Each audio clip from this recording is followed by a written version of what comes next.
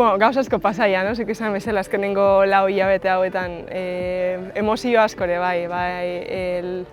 iritsi challengerreko azkenengo frogara emaitza on bat beharrean klasifikatzeko, ez lortu emaitza hori, baina alare klasifikatu, eta gero behin zeta iritsita gogo hori, emaitza onak iteko garbitzeon gogoan eskala, baina enitzen ikusten kapaza zete bat irabazteko.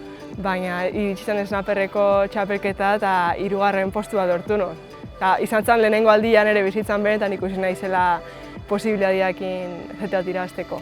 Emozio asko pasaia, gero 4 hilabete etxea bueltatzeko gogoakin bai, baina alare aldi berian ametsa bizitzen, Australia, Nueva Zelanda, Brasil, leku izugarritan egoten. Oso esperientzi polita izaten. Aurten lehengortian baina asko segioa naiz disfrutatzen. Lehengortian enitzan egon urte osoa, enun lortu nire plaza, wildcarra eman zien neskat aurdun gelditu zen, eta nerbio gehiokin bizin ditu, benetan enun sentitzen horreoteko surfanekala, zen irabazi nik postu hori, eta aurten lortzia eta emaitzan egitea, benetan ikusten naiz, munduko benetan nago eta benetan hemen mereziete dutia.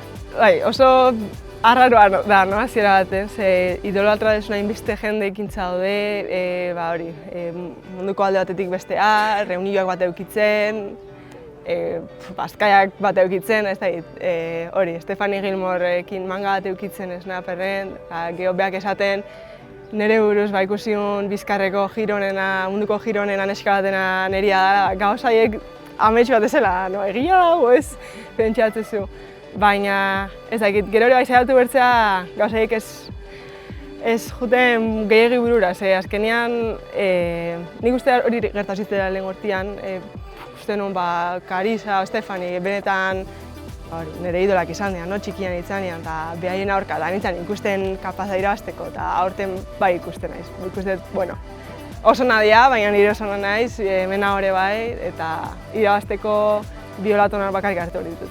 Enun uste hain askar lortuko ditula hain emaitza honak, snaperen sentitzen ditzen konfiago, azkenean horre konpetitu ja, bizkarka konfiantza gehiago dakat surfeatzen.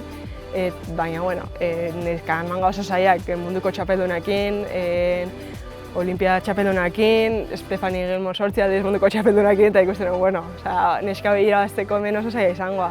Eta zinitzen bat abestean atzik irabazten, eta izan zen, igual irabaziko txapelketa, Eta gero Rion hor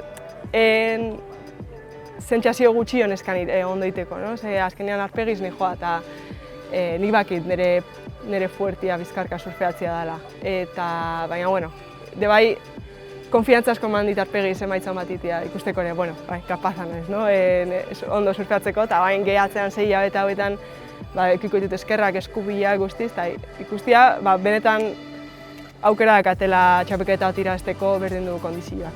Nik uste ere nik hasiera baten sentitzen nuen lehenengo zatiak gehiago hobeto jungo zitzaitela, azkenean eskubi gehiago zeuden. Hain ikusita beste alde batetik ikuste teaupon ja emaitzan okitut, 5. postu bat.